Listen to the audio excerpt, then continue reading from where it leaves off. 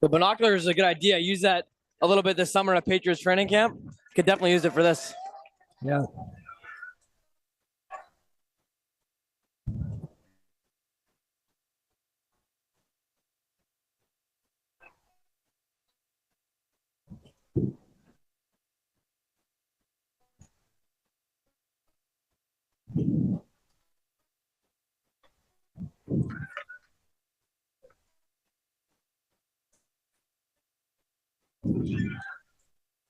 Just let us know when you hit record, and we'll do our thing.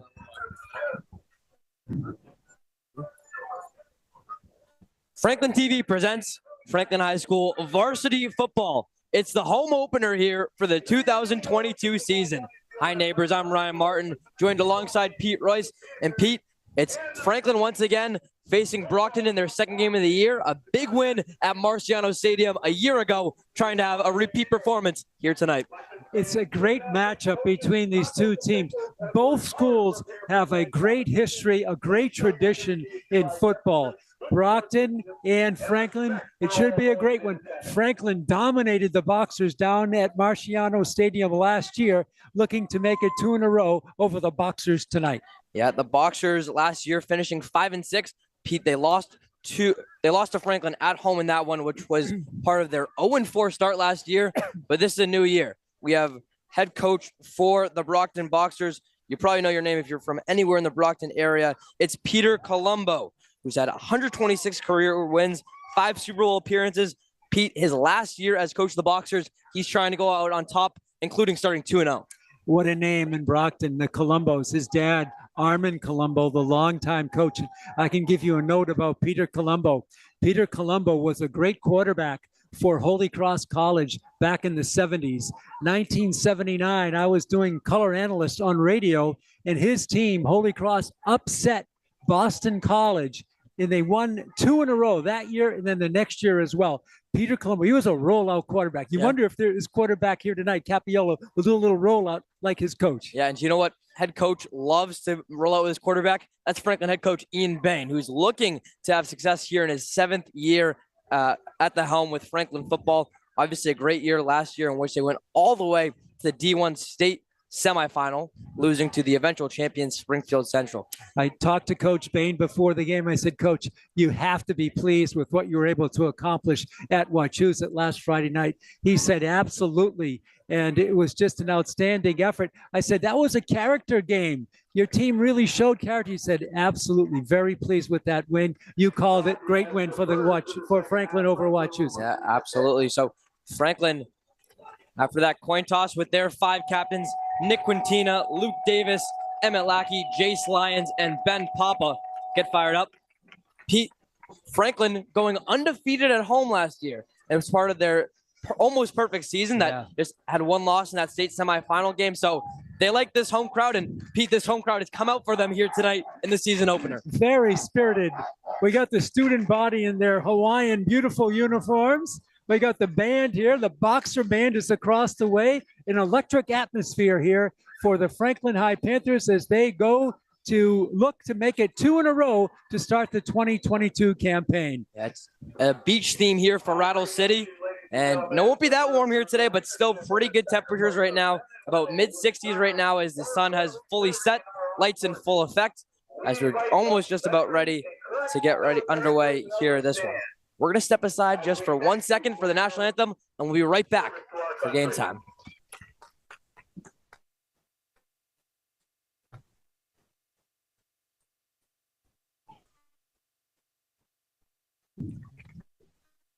At this time, we'd ask you all to rise, pay your attention to the American flag, to the playing of our national anthem, tonight to be performed by the Franklin High School Pep Band, conducted tonight by Senior Drum Major Colin Manacchio.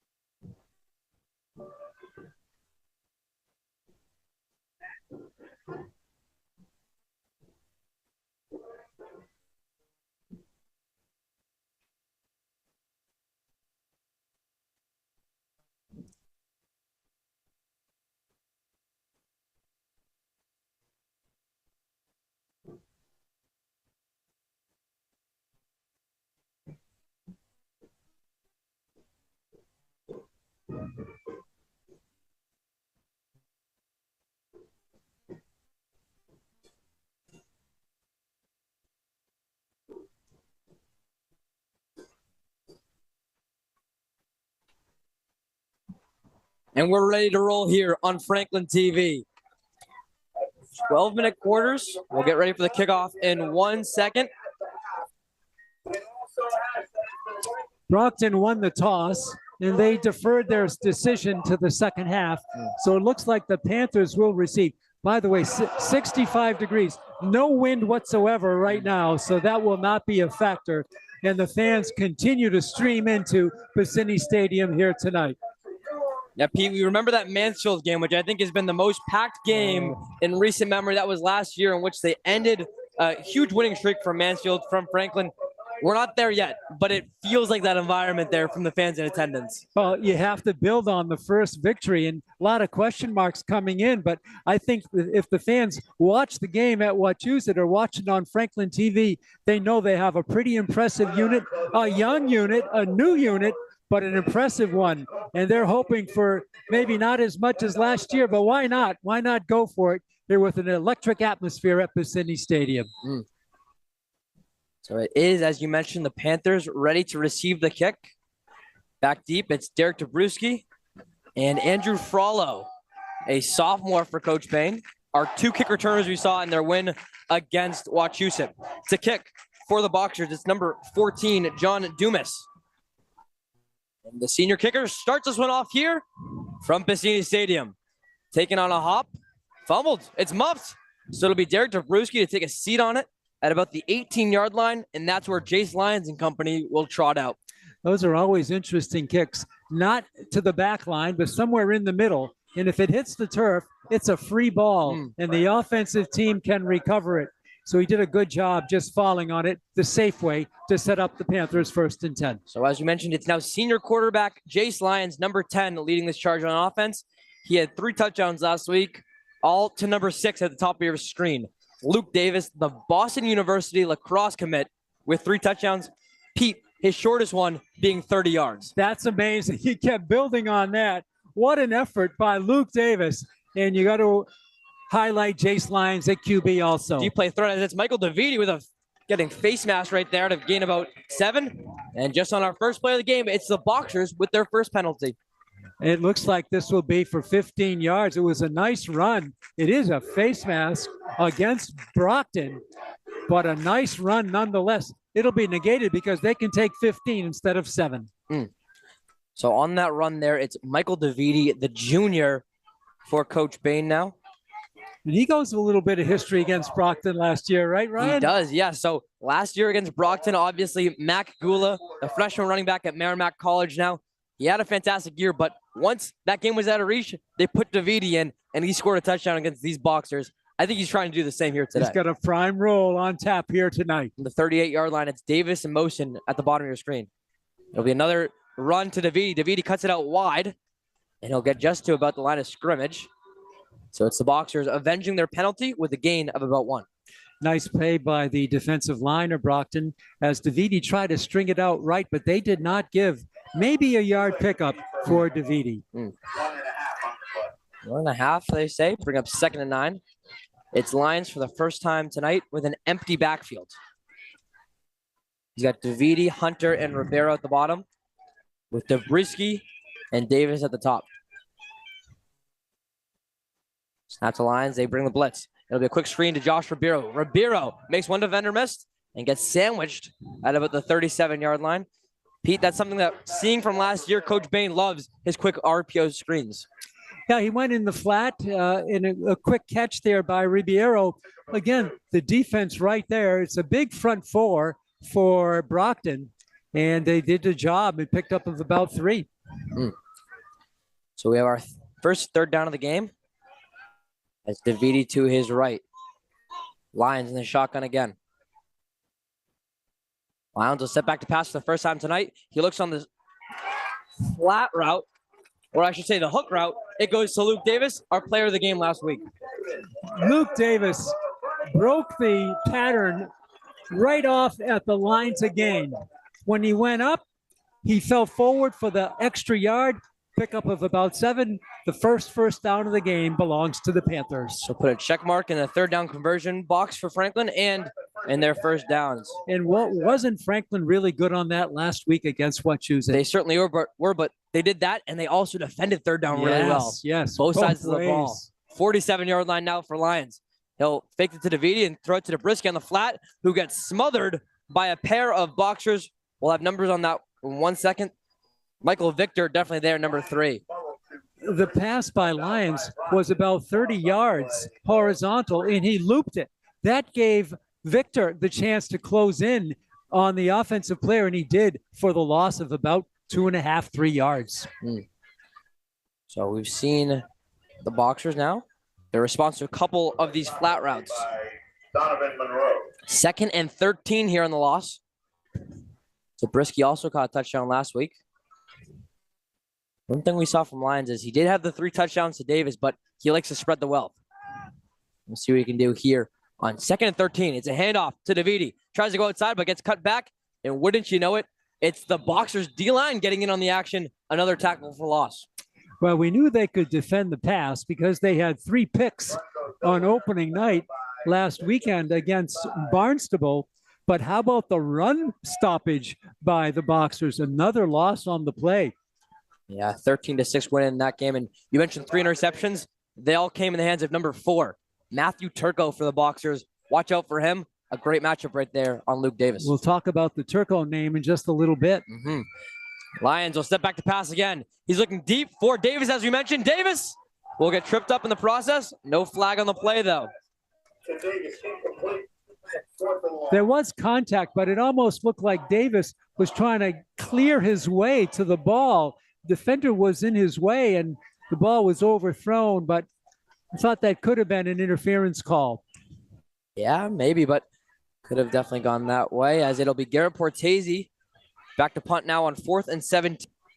Franklin moves to 1 for 2 on 3rd down conversions in that drive.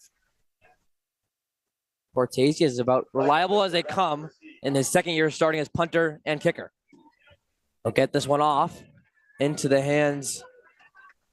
Or no, it'll bounce right at the 10-yard line. Sit him down about the 7-yard line with Christian Paul right there. Franklin getting everything they want. That was about a 50-yard boot with no return. A tremendous high-arcing punt by Garrett Portese. The Brockton boxer was back there, went right over his head. He had no chance and covered inside the 10-yard line. 50-plus yards. Portese, one of the best kickers and punters in the Hawk. So it will be the Boxers coming out. Yeah, and the big thing about this Boxers offense that you need to know is they are led by senior quarterback Joey Capiello. I'll pronounce his name once and then call him by the nickname the rest of the day. It's Oluwakolid Osunubi. KO, as he calls by a Catholic Memorial transfer. He'll be their wide receiver 1. Yeah, he's very talented. Did a great job for CM last year. Transferred down to Brockton. Here's Capiello in the shotgun. He'll look to pass.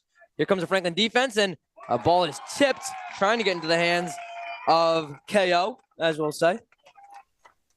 I think it was Quintina who got a hand on the ball. And that ball was tipped towards the back of the line. If it was in the air a little longer, a Panther might have been able to get it in midair. Quintina, one of 3 Panthers with an interception last week, including quarterback Jace Lyons. He had a pick on defense as well. Yes, he played both ways. So we will watch out for him. Capiello threw for only 87 yards in their victory against Barnstable last week. A low-scoring affair. Yeah. Zaquan Barnes in the backfield now with Capiello. I'll try to hard cap him, but Capiello back to throw. He looks in the direction of KO, and does he get it to him? He does. Osunubi going up above Luke Sidwell and makes a catch for about 25 yards. Tremendous catch by KO Osunubi. Pass is complete to Capiello. Quarterback wide receiver switch. And it's a first down. It brings it from the shadow of their own goal line out beyond the 32-yard line. Pickup of over 20 on that play. Over 20 yards, and this Boxers offense is rolling. Cameron Montiero, number 1, along with Osanubi, your 2 wide receivers to watch. Capiello sends a wide receiver in motion. He'll throw it to Montiero. But how about the play of Emmett Lackey, senior captain? We did hear a whistle. So we'll call it a pass deflection. But Lackey, Pete, someone who is all over the field against Wachusett, makes his presence known on this first drive of the game. Yeah, nice play by him, and good that the Panthers pursued the ball, because if that was ruled a lateral, a backward pass, that ball is in play. So they pursued it and wait for referee McGinley to make the call. An incomplete pass, the ball comes back to the line of scrimmage. So 2nd and 10 now here for the Boxers. As mentioned, a 37-7 win for Franklin in their last game against this Brockton team.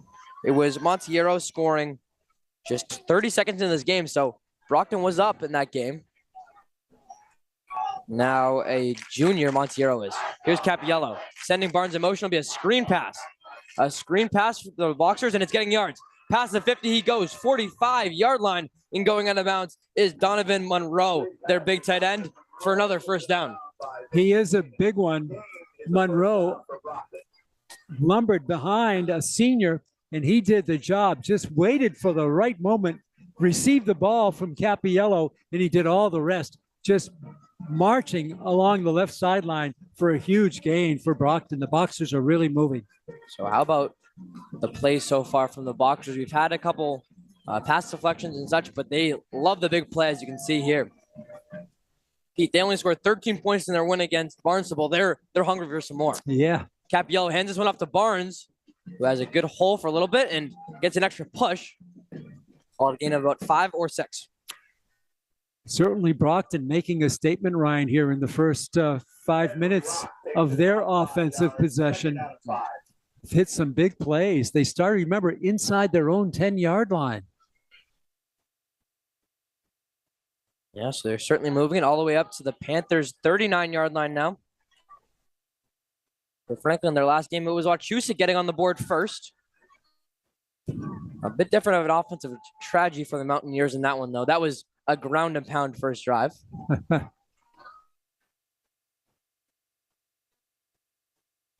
Capiello with Barnes to his left. He'll send a wide receiver in motion and hand it off to him. Going from right to left across your screen and getting about 16 yards out of play once again is Christian Paul. Christian Paul just on the end around, took the little flip from Capiello, and he raced it down for about 12 on the play, maybe 11. Enough for another Brockton Boxer first down. Already Brockton's 4th first down of the game. Franklin defense slow to react here. Capiello, he caught a Panther offsides. Lackey caught offsides in that one, and the senior captain moves Franklin back 5. A smart play by Capiello, the senior, and he drew it. This is going to be first and about 5 now, for exactly 1st and 5 from the 24-yard line for Brockton. So on that doorstep of the red zone here are the Boxers and head coach Paul Colombo in his final year as coach of Brockton.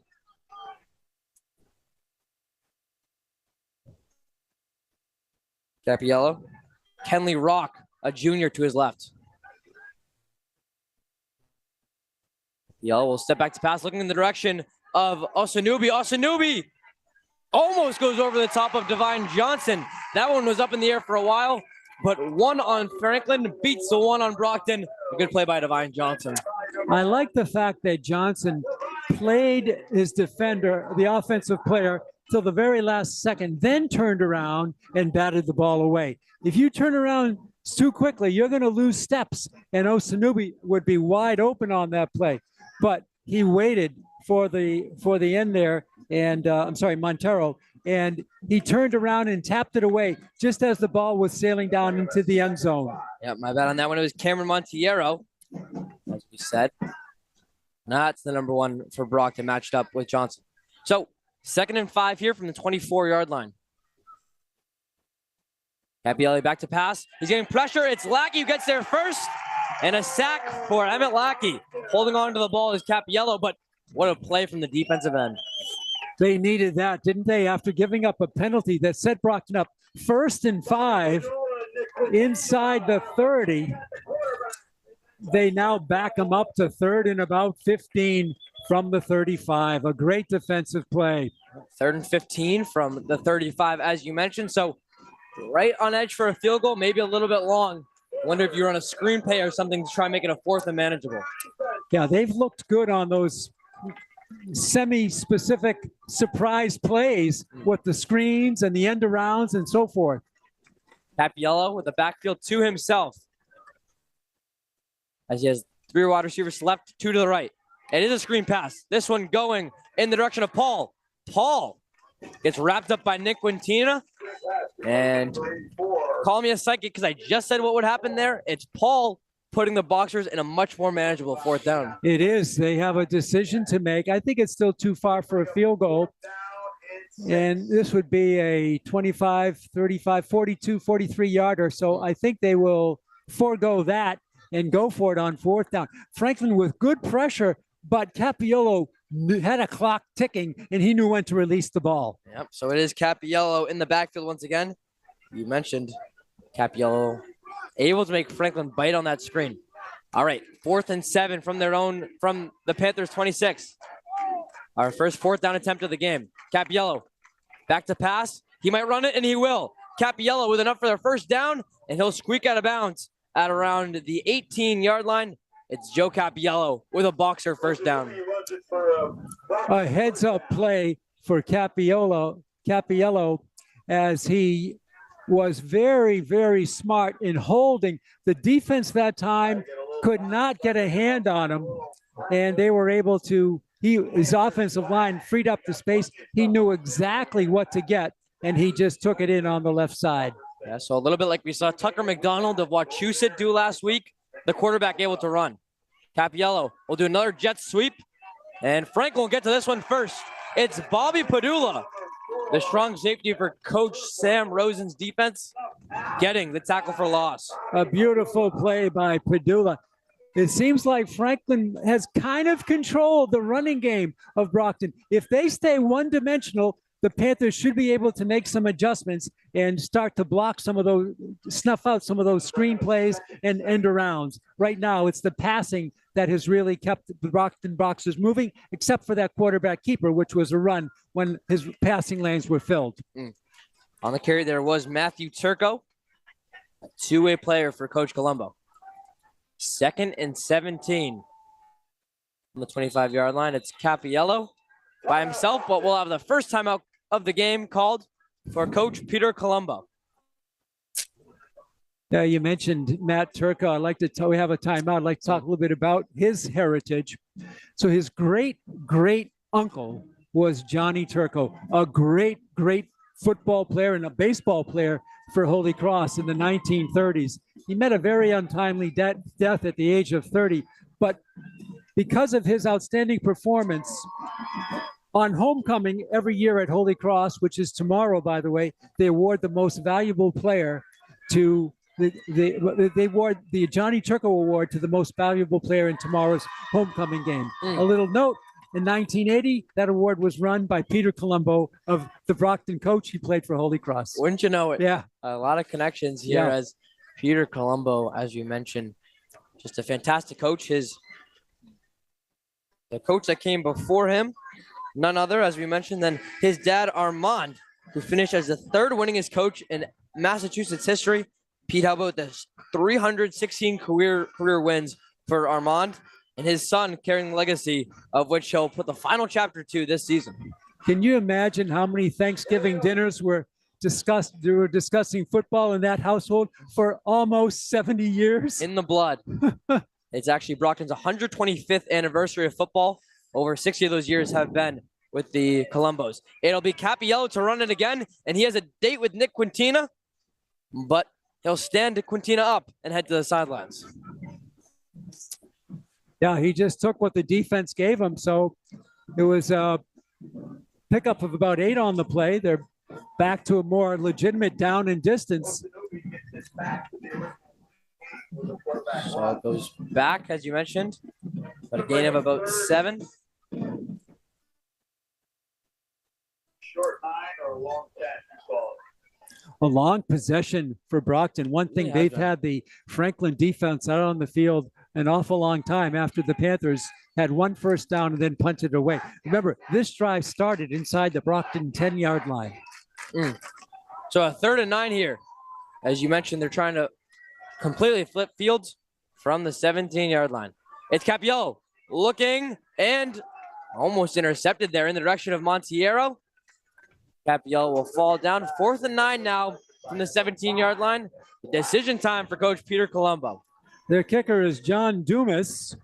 We'll see if they run him out. How about this? It's Brockton already now with 6 third down plays in this drive, going 4 for 2, but have not been able to convert on their last 2. So another 4th down for the Boxers. 4th and 9 from the 17-yard line. A little further than the last one. Remember, the last one, the quarterback kept it after his passing lanes were filled. He just took it for the first down. Franklin with their backs right up to the end zone.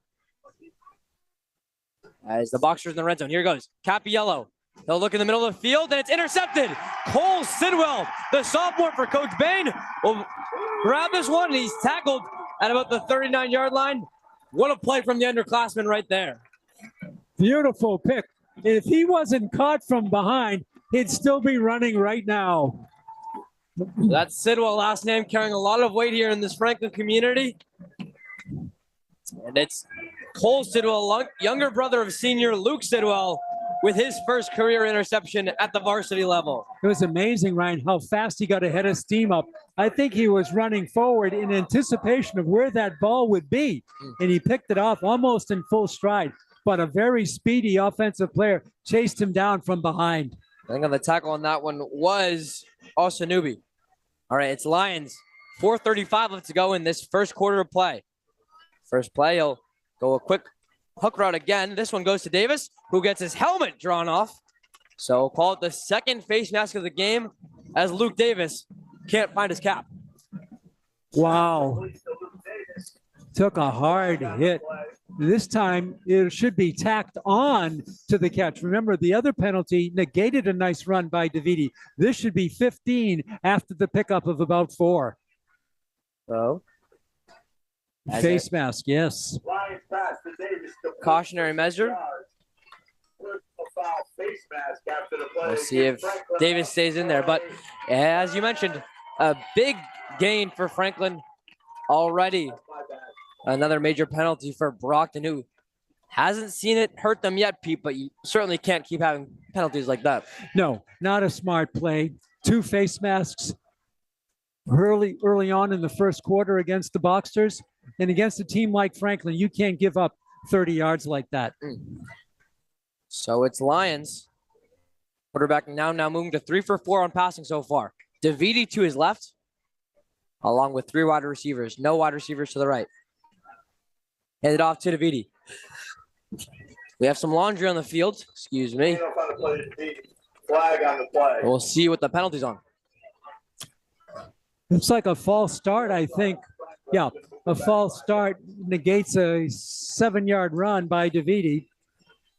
So Franklin with their second penalty of the game, called by our referee tonight, Sean McGinley, who's joined by field judge Sean Berry and ball judge Tom Patton, along with our umpire, Bruce Dolish. So it'll be Franklin.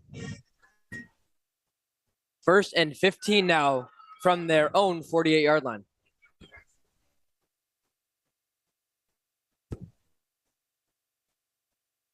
Backfield empty for Lions. I still step back to pass. He'll fake the flat to Ribeiro, facing a little bit of pressure here, and he'll have to hold on to this one. The first sack of the game for the Boxers, as it is number 67, Jalen Jackson, a sophomore for Coach Colombo, getting in there. He was swinging Chase Lyons around, and Lyons tried to get away, but I think he made the good play by eating the football. Huge loss, but it could have been a turnover if he tried something fancy. That's something that we saw Tucker McDonald for Wachusett not able to do in their last game. Got pressured a lot by the Franklin D-line, ended up throwing some bad passes with 3 interceptions. Yes, he did. Lions, 2nd and 25 now. we see another screen type play? We do. Luke Davis in the flat, and he has some room. Luke Davis passes the 50-yard line. Gets hit at the 45-yard line, but still a gain of over 16 yards. A lot of times, Davis, as in the Wachusett game, he makes his speedy maneuvers before he catches the ball. Here today, he caught the ball and then turned on the jets. It's Davis, as you mentioned, someone who Jace Lyons just likes to get the ball to and let Luke work.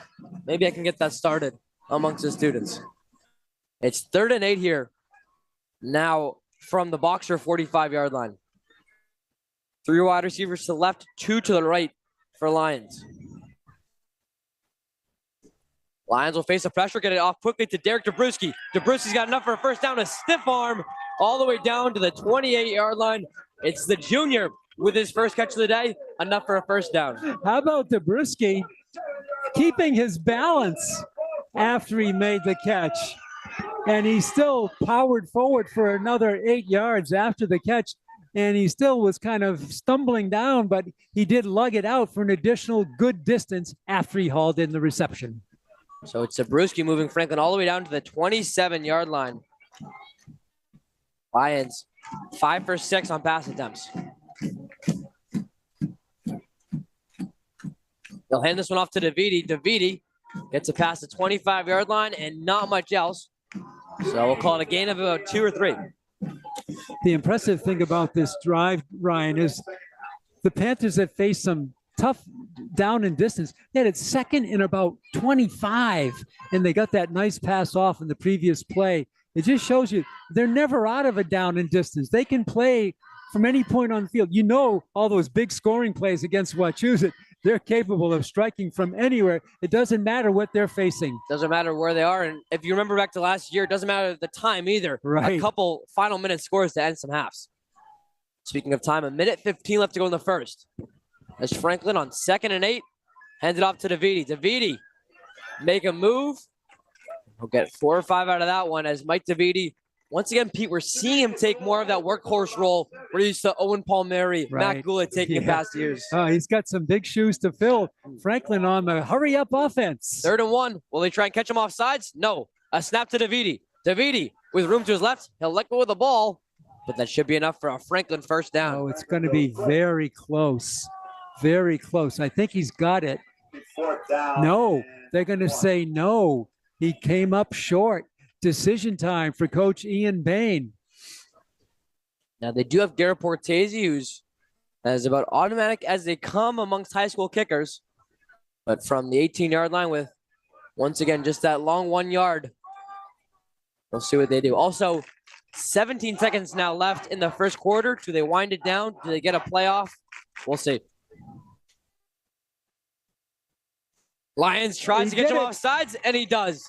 He got him off sides. Exactly what Coach Bain wanted to call up. And another penalty for Brockton. And Ryan, I think the Panthers had no inkling of running a play there. Yep. It was just a hard count. And what Brockton did to Franklin, Franklin does to Brockton. Huge first down. It's Franklin. That's great coaching. Now in the red zone, they'll switch sides, though, as the first quarter comes to an end. It's Franklin over the first 12 minutes. In the driver's seat, still a 0-0 game, though, in this one. So it's Franklin. They'll be going, instead of right to left across the screen, left to right. Pete, a pretty evenly matched first quarter, but it's Franklin rolling right now as we enter the second. It was a case of Franklin's first possession, went for 1 first down, then a long punt, then a long drive by Brockton, and now after the interception, they gave Franklin the ball. They would have had the ball anyway, even if Sidwell dropped it, because that was a 4th down play. But it's always good to make that catch and race upfield, because he almost took at the root. And then Franklin puts together their long drive, which is still in progress, and both teams have found a spark in the early going. Yeah, both teams kind of hitting their groove right now. It's exciting to see. In terms of what we saw earlier, between the actual girls soccer game between Franklin and King Philip, a lot of feeling out in this one. Yeah. Pete, there's no feeling out in this one. They're getting right to business. They're taking it in.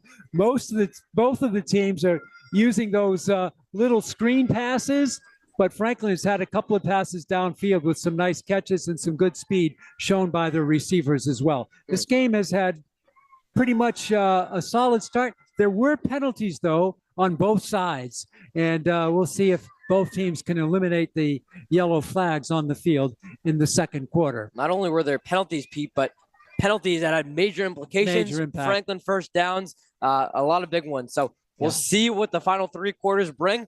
But for Franklin, they're on the 13-yard line. And to do the play-by-play duties of the second quarter, I'll send it over to my partner, Pete Royce. Thanks a lot, Ryan Martin. A good game brewing here. The first game homestand of the season. And the Panthers are in control with the ball, that is, at the 11-yard line. 1st and 10. Jace Lyons will take the direct snap, looking right. He's going to throw in the corner of the end zone out there. The catch, no, it's dropped out there on a good attempt by Derek Dubrisky. He had it lined up, but couldn't come down with the ball in the end zone. Yeah, it was Dubrisky who, it looked like he had a step on the corner there. I believe that was number 3, Michael Victor. So Lyons already having confidence in that junior receiver, gives him a lob ball, but just not able to bring it down. 2nd down and 10 from the 12-yard line. Jace Lyons wide left, 2 wideouts to the right. Davidi in the backfield with his quarterback, Jace Lyons on 2nd down. The fake to Dubrisky, the pitch to Dubrisky on the right side is caught, and he's taking it down for a nice game. Inside the 5-yard line, it's going to be close to the yard to gain. Maybe 2 yards to go on 3rd down and 2. Yeah, I think that was something that I thought that they could implement more in their last game against Wachusett was the play action. It works there to Derek Dubrisky. Now 3rd down right on the edge of the goal line. Ribeiro wide left. 3rd down and 2 can get a 1st down and not a touchdown. Davidi up the middle.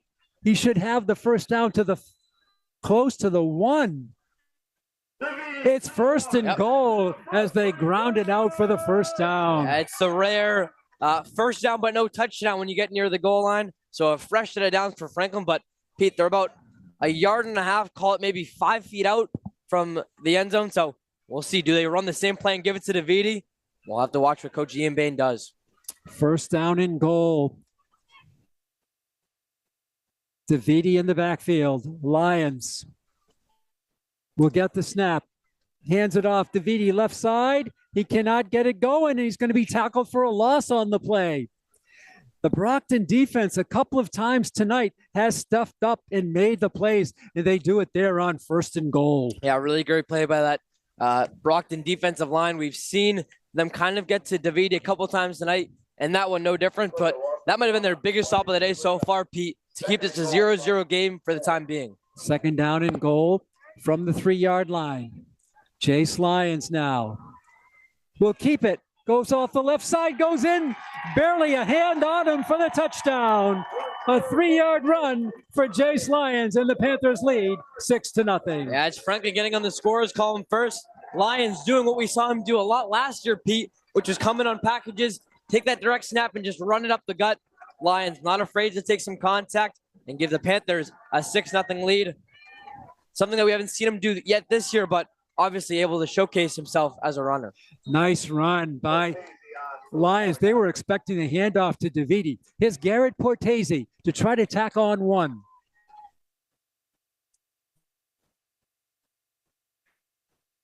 High snap, ball is down, the kick is up, and the kick is good. 10 minutes and 18 seconds to go in the first half. Franklin on the board first. They lead it 7-0 over Brockton. Yeah, a really quality drive, 12-play drive there for Franklin, who came all the way down and was able to score. So that was something that I think Brockton wanted to do on their drive before that, Pete, which was kind of flip field positions, right? Get it rolling. The Panthers are able to one-up them on offense. And now in the driver's seat here, 7-0. The drive was set up by an interception by Sidwell, and the Panthers then marched down some 65, 70 yards. So it'll be Franklin kicking off for the first time today. And having it lined up at the 40 is Garrett Portese, the senior.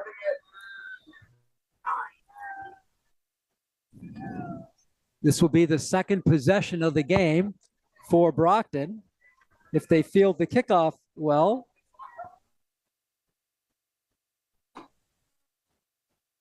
It's going to go down deep, way down to the 5-yard line, taken there by Paul, I believe, up the middle, hit hard and bounces off the first hit. And that was a nice return by Brockton to give them decent positions. That was taken by Christensen Paul.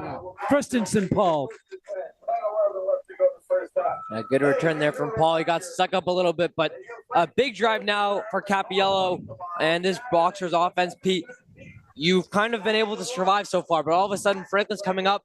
Can you respond immediately, or are you going to play from behind for the rest of the second quarter? A big drive. 1st and 10 for Brockton from their own 29-yard line. Their second possession. They moved the ball well, and then their drive stalled with an interception down near the goal line. 2 wides to the left side, 3 wide to the right. Empty backfield. And Cappiello is going to throw. He's got a reception to Paul. Paul takes it to the 34-yard line, pickup of about 5 on the play. It'll be 2nd down and 5 for the Boxers. Yeah, good play right there. I think Coach Colombo and his offense were really able to draw the Franklin D-line into the backfield, set up that screen pass really nicely, and we could see the Boxers get a good amount of yards. They've used a lot of screen passes. Pickup of 6, 2nd down and 4. Cappiello hands it off. Coming through to the first down sticks and beyond goes the ball carrier.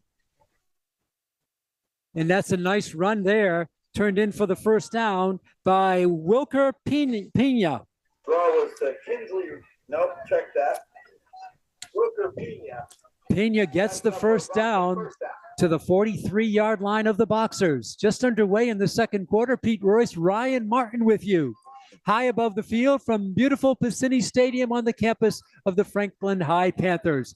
1st and 10 for Brockton from their own 43.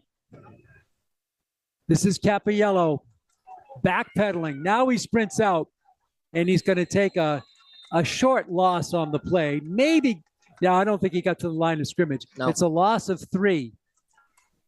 Good defense. That time, they did not allow him to get on the corner as they did earlier in the game. They didn't, as the bubbles float up to us here from the beach section theme.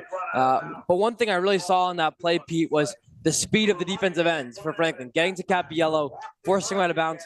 You'll notice number 8, Jay Gula, really got there. He actually wasn't in the game against Wachusett, dealing with a hamstring injury, providing some big pressure here now against Brockton. So it's 2nd down and 13. Franklin doing a good job against the run offense of Brockton. 3 wide to the top of your screen, 1 to the left, single setback next to Cappiello. Now he folds away. Cappiello is going to throw. He's going to a timing pass on the sprint too far out there for Kaio Osanubi. Yeah, Kaio Osanubi beat Luke Sidwell pretty easily on that one. Osanubi's a player, Pete, who has offers from Penn State, Boston College, Bryant, amongst other colleges in the area. So clearly some talent. We saw his speed on display. Just lucky his quarterback, or unlucky, I should say, his quarterback slightly overthrew. 3rd down and 13 for the Boxers. Again, Franklin taking Brockton out of a running game. 3rd down and 13 from the 40. 8 minutes and 57 seconds left. The home opener here before a nice crowd on hand at Piscini Stadium. The band is here. The student body is in full throat. 3rd and 13. Cappiello, the pressure's on, and he's going to be sacked, but a flag comes in. A flag comes in. We'll wait for this. Was it a face mask? McGinley, it's a face mask. Oh. I don't know if it's a spot foul, whether it'll be enough for the first down. It should be still 3rd and short here for Brockton. Be 3rd and about 5. Out to the 48-yard line. That's exactly what it is. That's a huge penalty against the Panthers. How about this, Pete? We're about 16 minutes through the game so far. Already our third face mask penalty of the day. Wow. Not a really common penalty that you see a lot, No. but certainly a crusher for the team that commits it. 2 of them earlier against Brockton, and now this one. Yeah, you don't want to see any penalties, especially a face mask. That's dangerous. 3rd down and 5 for the Brockton Boxers. Their second possession of the game. They're down 7-0 from the 48. This is Cappiello with the handoff. Going for a short yardage that time was Pena. Pena to about midfield, maybe a yard shy of that. It'll be 4th down again, 4th and 3 for Brockton. Yeah, so it looks like they'll bring out the punt unit on this one, but how about Franklin forcing Brockton into their fourth down question mark of the day so far? It's been Franklin really putting on the pressure, making it be decision time a lot for Coach Colombo. But this D-line has really impressed me so far, the way they've been able to get to the quarterback. And you always have to be aware of a fake, especially with the ball kind of at midfield.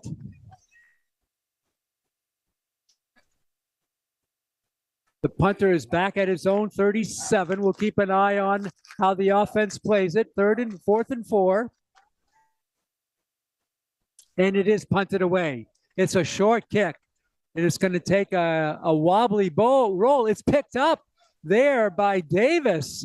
Whoa, that was a tough one. Davis picked up at the very last second as it comes out to the 20-yard line where the Panthers will take over for the 3rd time tonight. Yeah, I think Luke Davis probably just surprised all 21 other players on the field with that one. And about 3,000 in the stands. Yeah, in which he was clearly boxer's right in his face, picks it up and runs to the side. So a couple extra yards for Luke Davis, and all of a sudden Franklin now back on offense after the touchdown.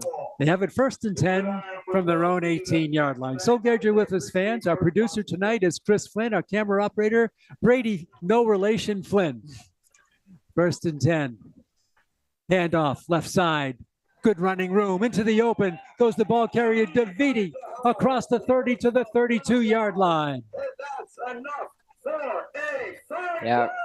Franklin's offense showing that they didn't lose a beat, even though Brockton got a pretty long drive of their own on offense that once again stalled. Davidi really falling into that workhorse running back role again and being consistent with it. And that time he didn't take it wide. He took it off left tackle, and that was where the daylight was. So it's 1st and 10 for the Panthers from their own 32. That ability to adjust, a big reason why Franklin running backs have been so consistent. Davis all alone in his backfield. Wideouts all over the place. There is a receiver there. It was a handoff, rather, running back did slip there, and it was Davidi for a loss on the play down to the 30-yard line. Yeah, so we're seeing Coach Ian Bain use a couple more packages on offense that we've seen previously, trying to move a lot of guys in as we can see what he'll set up now for a 2nd and 11. Owen Scarborough, the junior tight end, is in the game. See if they go to him. On 2nd down. 2 tight end package in the game for Coach Bain. 2nd down and 12.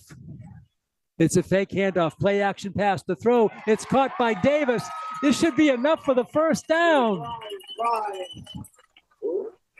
He's got so many skills, Ryan. I don't know what you admire better, his pass catching ability or his ability to run the ball after the catch. They're both pretty awesome. Yeah, I mean, this is a guy, Pete, who's kind of not been stored away, but he's been used for defense primarily the last 2 years. A starting cornerback alongside Divine Johnson as a sophomore and junior. Davis, as we heard him say after that game against Wachusett, just fun to play on offense, man. 1st and 10 for the Panthers. Their drive is alive at their own 45. Hand off up the middle. Nice run there for about 8 yards goes the ball carrier. And that was Weber, I think. No, it was Davidi. Still Davidi, yep. Still Davidi. And he's going to get credit for an 8-yard pickup. There's an injured boxer on the field.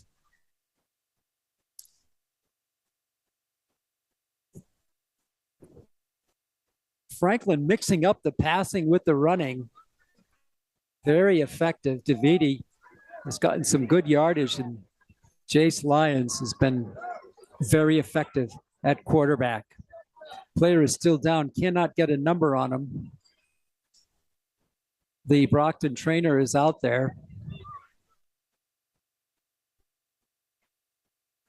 And you hate to see any injuries in a game of any kind. Now the player is up, and he might have had the wind knocked out of him. For getting a nice round of applause is going to be Jalen Jackson. So Jackson will go out with some help. He's favoring his left foot, left ankle is bothering him. And he's partially carried off. Pickup of 8. Second down and 2 for the Panthers. They're in Brockton boxer territory at the 47-yard line. Yeah, we hope the best for Jackson. We got to remember back to the play before, though, in which it was DeVito with a nice 8-yard run, setting Franklin up with a lot of options on 2nd and 2. Yeah, the whole playbook is available to Coach Bain. And it's going to be a fake handoff. The rollout. Davis keeps it. He's going to run for the first down and more inside the 40 to the 39-yard line. Goes Jace Lyons, Lyons with the keeper for the first down. Yeah, so a play that Coach Bain loves to run out. It's a play-action bootleg. You fake the run left and you bootleg it right. It looked like he had Dabrowski for a second, but making the right play to get a first down. Jace Lyons keeps it himself. Keeps it going with his legs, not just the passing arm. What a game he had last week at Wachusett. 1st and 10 for the Panthers at the 39-yard line of Brockton. A time-consuming drive here in the second quarter. Empty backfield for Jace Lyons. 3 wide to the top of your screen. 2 to the right at the bottom. Lyons looking left. He throws. It's a nice pick in the open. Going up the middle is Davidi. Grayson Hunter, actually, the tight end. Oh, okay. Senior tight end, Grayson Hunter from 39 yards out. Grayson Hunter from 39. The Panthers add 6. They lead it 13-0. Yeah, we talked about how Franklin lived on the big play last week against Wachusett. 3 touchdowns, over 30 yards. How about the play from Grayson Hunter? It was a lot. If you think, I keep mentioning that Mansfield game. Jonathan Martin's tight end in that game made one defender miss, and it was just him and Green ahead. Grayson Hunter shows shades of it there, make it 13-0 Panthers. Here's the extra point try. Score comes at 4:13 in the second. A nice drive capped off by that beautiful play. Beautiful catch, beautiful run. The kick by Portesi is good. But there is a marker down. Hold on. This might be against Franklin. The kick was good.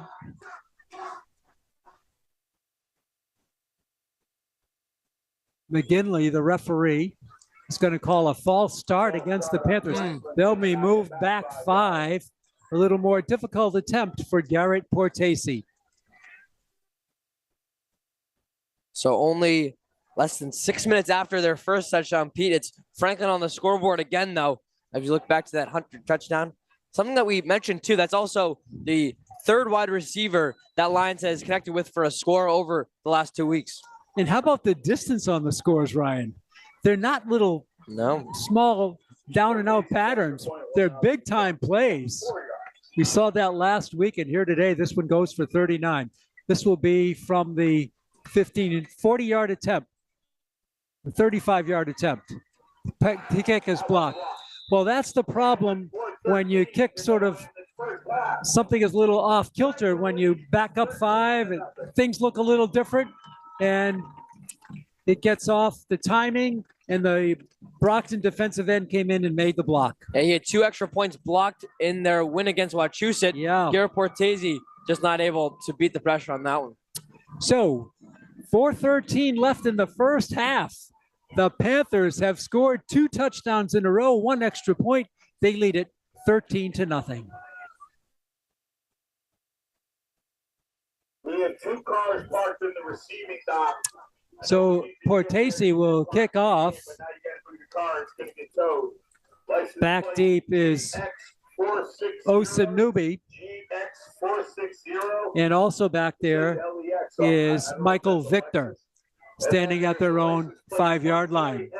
Portesi to kick off from left to right, 13-0. Franklin with the lead. Here's Portesi's kick. High, end over end, booming kick. It's going to come down at the 5. The 2 players hit each other, and now it's one who takes it out for a pickup, and then he's blasted down. Is Michael Victor blasted down at the 22-yard line, taken down on the play, I believe, by Bobby Padula. Yeah, Padula making his presence felt, a hard hitter on this defense, and also making some plays on the secondary, or on the special teams unit, I should say now, is Padula. Kind of a tone setter so far of what we've seen tonight. So a big possession for the Boxers. They can ill afford to go down by 3 scores. And they'll have it 1st and 10 from their own 22 with 4:07 to go in the first half. Joey Capiello. He's going to drop back. The ball is screened out for a completion, and a flag comes down. The ball is caught there on a nice catch by Wilker Pena, but let's see if this one is called back. Yeah, I saw Osanubi hang his head there for Brockton, so I think he saw some kind of hold, and it is a hold against the Boxers. So the nice pickup is negated by yet another flag. Brockton has had its share tonight. This is going to bring the ball back. A spot foul from the 22. This is going to come way back inside the 15. Should be down at the 12-yard line. 1st down and 20 for the Boxers. From the 10, needs to make it to the 32. 1st and 22. It's a spot foul. Ball is at the... Okay, so it is at the 12. 1st down and 20 for Brockton from their 12. With now 4 minutes, and now the clock will go. Beautiful night here in Franklin. Game time temperature 65 degrees. It hasn't really cooled off much. No breeze. 1st and 20 for the Boxers from their own 12-yard line. Capiello wants to throw. He's flushed out and he's sacked on the play. He's sacked on the play. Julian Rampino, yep. Nice play there for the sack for the Panthers. Yeah, Rampino, one of the more interesting stories on this Franklin Panthers defensive line. Pete, a sophomore who's already 6'3", 235. So a force to be reckoned with on the defensive line. 30 coming in for the sack. Might he play a little hoop? I'm not sure. I remember seeing him on Coach Neely's team. Yeah. But so it's another loss on the play of 5. 2nd down and 25 from the 15-yard line. From the 16. 2nd down and 26. Clock moving. Under 3 to go in the first half. Panthers lead it 13-0. Handoff inside. And not much there. A strong tackle. Was that Sidwell? Let's see. No. Quintina with the stop. A beautiful stop on Pena. Yeah, Quintina able to take him down after Rampino stopped him for a second with his arm. Quintina delivering that big hit. Another big 3rd down and very long 26 for the Boxers. Very limited in choices here for Coach Peter Colombo. 3rd down and 26 from the 8-yard line. They need to take it beyond the 30, that's for sure. 2 minutes to go in the first half. 2 wide to the bottom of your screen, 3 to the right, single setback next to Capiello on the end around. It's Pena. Pena to the 10, 15, and he's going to be dragged out of bounds at the 18-yard line. And a flag comes down, Ryan. A flag comes down. Did they say that he had contact after he stepped out of bounds? That's the probable call there. We'll wait to see. It should be close. It should be enough for a 1st down if it is the call against the Panthers. We'll wait for McGinley's call. Pete, how many times have we talked about it so far of the crushing penalties against both teams? As this one should be moved up for a 1st down.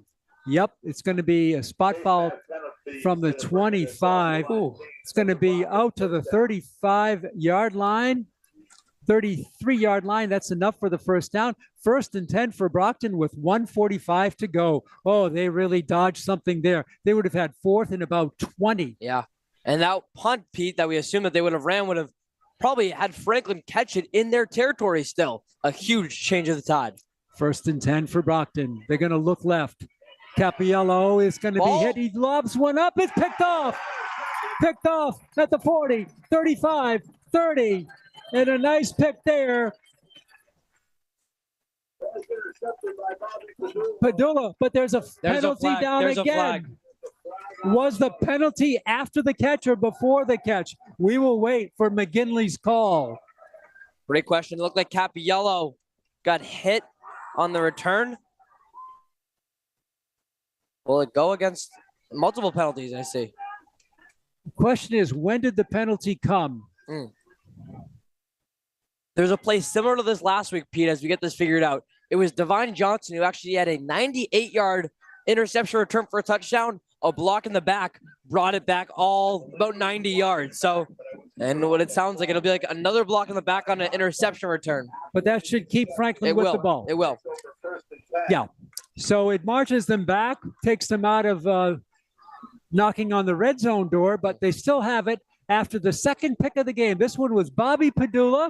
He matches Luke Sidwell, and the Panthers have it 1st and 10 with 1:33 to go from the Brockton Boxer 45-yard line. Yeah, so Pete, still very early in this game. We still have about 25 minutes and change to go, but this could be almost a huge put-away drive for Franklin. If you think about it, just keep the pressure on and make this a 3-score game would be really tough for the Boxers to get back from. 1st and 10 from the 45.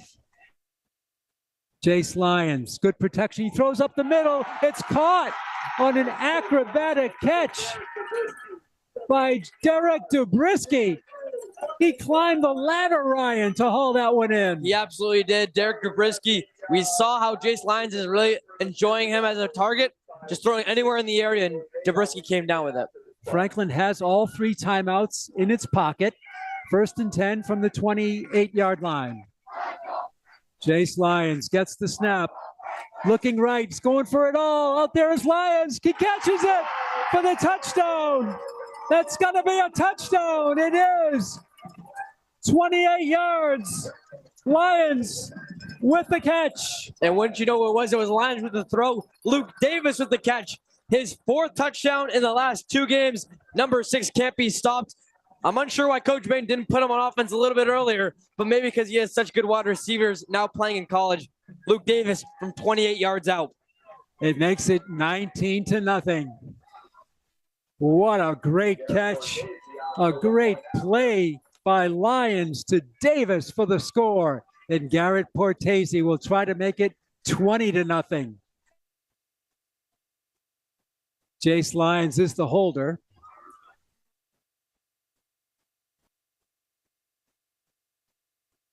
The extra point tried. The ball is down. The kick is up. The kick is good. That would have been good from 40. Yeah. 1:02 left here in the first half. The bands are getting ready to entertain the fans. The Panthers have entertained the fans here in the first half, Ryan Martin. Yeah, it feels like if you're the Panthers, you're sitting beachside, nice drink right on your right with some nice feet in the sand. Panthers are in paradise right now, Pete. Franklin's rolling 20-0. That's great description, Ryan. Awesome.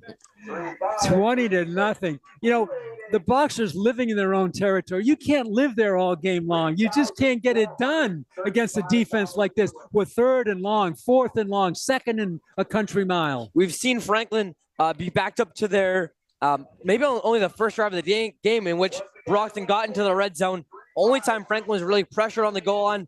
But other than that, you said it exactly. The Boxers are living in their own territory, and Franklin is thriving. So here we go with the Portese kickoff. It's going to be Victor back there, along with Pena. Here's the Portese kick. It's going to be taken. No, it's not. It's bounding around. It's a loose ball. It's a loose ball. And I think the Panthers got it. They do. Wow.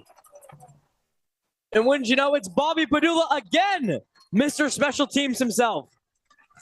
Ryan, that play, it's not intended to be dropped there. It's just the kick just comes up short. And we've seen the kickoff return specialists not know how to handle it. You can't like lollygag your way into it. You got to fall on it right away. A big thing I think Brockton needs some better coaching with on special teams. A kickoff is not a punt. If a kickoff hits the field, it's a live ball. The kicking team can pick it up. And especially, Pete, we've already seen a couple of times the unpredictability of the ball. Surprised to see the Boxers not catch it. And as Brockton will call a timeout here. They need to regroup, don't they? Mm-hmm. They needed that timeout badly. Timeout on the field. 58 seconds to go in the first half. Can Franklin capitalize on a big error by the Brockton Boxers on the return game? So the timeout for Coach Colombo to regroup. And the Franklin offense has been on the field a lot here in the second quarter. Yeah, that's a nightmare scenario. You allow the big play touchdown to Luke Davis, so the crowd's already cheering. Right. You kick it off. Can you at least take it into halftime? Just sit on it for 65 seconds. You can't even do that as it's another turnover with Franklin on the doorstep at the 15-yard line. Just a beautiful sequence for the Panthers. And they've gone to paradise, I guess you could say. The student body, just excellent out here tonight in their Hawaiian beach attire. They look great. Fans lining the fence all the way along the Franklin side. The whole track is lined. And a few souls on the far side. There's probably 50 or 60 Boxer fans. Here's the Franklin play. The pitch is incomplete and a flag goes down. A flag goes down. A holding call is going to be called against the Panthers, I do believe. It is holding. Sean McGinley, the referee, making the call. The Panthers are backing up. A lot of laundry on the field here tonight. Yeah, a lot of laundry. And Pete, even when you're in paradise, you still get that call from work that you just have to pick up. Franklin with 7 penalties on the day, something they need to get cleaned up in the second half. 56 seconds to go. It's a loss of 15 on the play. It's a spot foul from the point of infraction, so that's backed up 10 from there. It's down to the 33-yard line. They have to take it to the 6. 27 yards to gain on first down for the Panthers with less than a minute to go. The clock is stopped with a couple of nickels up on the scoreboard. Inside handoff. No, a keeper by Jace Lyons. He's in the secondary. Lyons for 10. Down inside the 25-yard line. Franklin still with 1 timeout left. And they will not use it here. It'll be second down here at about 19. Pete, we talked about how good Franklin is right before the half. It was actually Shane Kindred scoring on the last play of the first half against this Brockton team last year. Franklin trying to repeat. Clock moving, 25 seconds to go. Now whistle sounds. And now Bain calls the timeout. So I think they had it wrong on the scoreboard. I thought they had 1. That's only his first timeout. He's got 2, so he's got 2 more to go after this. Yeah, great use of timeout there. With the amount of time left on the clock, you really only have so many more opportunities to use the timeout. So a good chance to regroup. And once again, we talked about the difference between a 13-0 game, 20-0 game now, a 27-0 game. Now we're talking about backups to start the second half. Yeah, you're right there. The Panthers. Remember, this was 0-0 after 1. Yeah. All of these points. 20 unanswered. The Panthers, 20 in the second period. So if you're Coach Bain, what do you go for here on second and about 18? I would love another one of those bootleg plays in which you hand it off or fake a flat and try to get the deep ball. You've shown if you're the Brockton secondary, you can't contain these wide receivers of Franklin deep. So why not take a shot and you'll still have 15 seconds left. You know, if you're Coach Palumbo and you're watching the tape of Wachusett, you might say Franklin will go to Luke Davis all the time. Yeah. They got another little receiver out there named Derek Dobrisky who's pretty good. Yeah, and he's lined up second from the right across your screen, and Davis top left. Here we go on second down and 18 from the 23-yard line.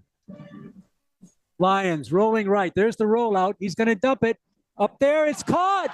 Is he in bounds? Is he in bounds? Yes, he is. He's in bounds. And what name did you just say, Pete? Derek Dabrowski with the big catch. Yeah, that's the player. How about the way he leaped? How about keeping his feet in bounds?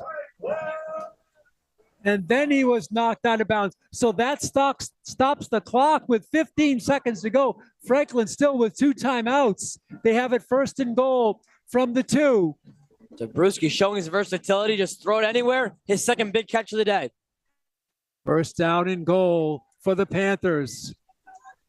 They conquered the penalty and conquer some yardage. Lions keeps it. Now he's going to throw wide open for the touchdown. No, it's dropped. Oh, I thought the ball took a little long to get to him in the end zone. And it goes incomplete. Lions wanted to run. Then at the last minute, he pitched it. Was that Davis out there? It was, yeah. That was a great play call, I think, by Coach Bain to do the roll to the right. So you're looking for someone in the flat or for Lions to keep it himself. You sneak Davis out there at the edge of the end zone, just not able to bring it in. And good last-second play by Brockton defense. 2nd and goal from the 3. 11 seconds to go. Franklin with 2 timeouts left. Lions. He's going to keep it up the middle. Lions going for the goal line. He's not going to make it. It's a timeout called by Bain with 5 seconds to go. That ball is inside the 1-yard line. Do you go for the field goal or do you try to smash it in? This is a great question. I think if it's a 0-0 game, you're still going for the touchdown. The question is, with a 20-0 game, do you take the reliable points? I'm looking at the field right now.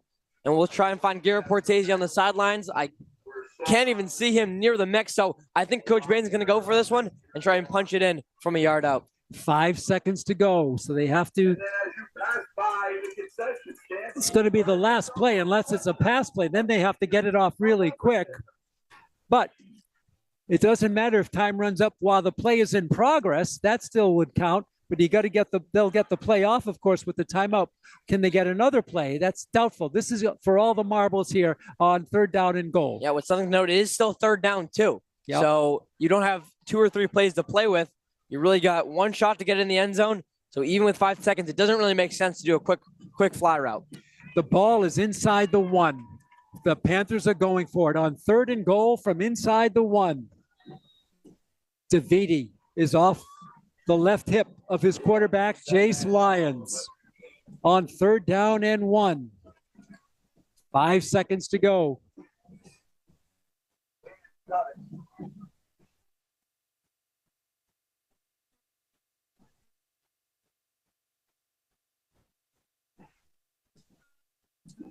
The snap and whistle stops play. Whistle stops play. There's a coach, an assistant coach. I mean, more than halfway on the field. I think there was a timeout called, Pete, and he wasn't getting the response from the referee that he wanted. So he decided to take matters into his own hands. Wow. That assistant coach was beyond the first hash mark, or right to the first hash mark. I mean, the hash mark that's near the middle of the field. They do give him the timeout. So that's the last timeout for the Boxers. That's incidental. Franklin with 1 timeout, but they only have 5 seconds to go. Will they change the play here after they see what the Boxers were doing defensively? Bain talking to his offensive unit here.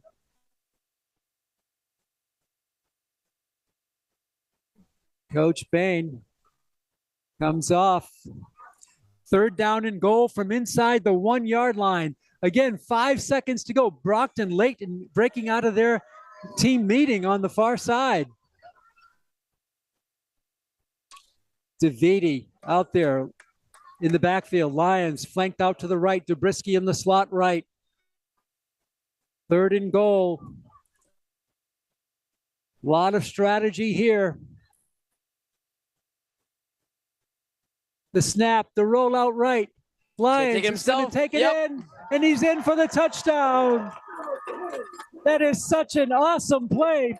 The safe play, and Lions runs it in from 1 yard out, and Franklin is on the board again. They lead it 26-0. Lions taking matters into his own hands once more as that clock expires. So it's the second straight meeting between Brockton and Franklin in which the Panthers are able to punch it in on the final play of the first half.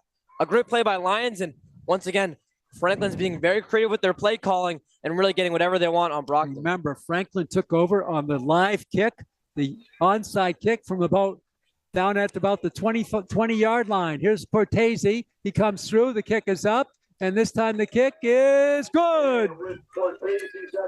Portese. 3 zeros on the scoreboard as we go into the half.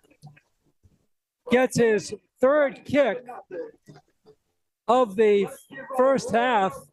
He had one blocked, and Franklin leads it at halftime in very convincing fashion by the score of 27-0. And Pete, we talked about how all that scoring, all 27 points come in this second quarter. Yeah. If you look at the 5-minute mark in the second quarter with 5 minutes left to go, this is still a 6-0 game. So 21 points scored in the last 4 minutes and 13 seconds. Franklin rolling and doing so productively to end the half. Tremendous. It's tremendous. Not only did they score with 102 on a beautiful pass, but they scored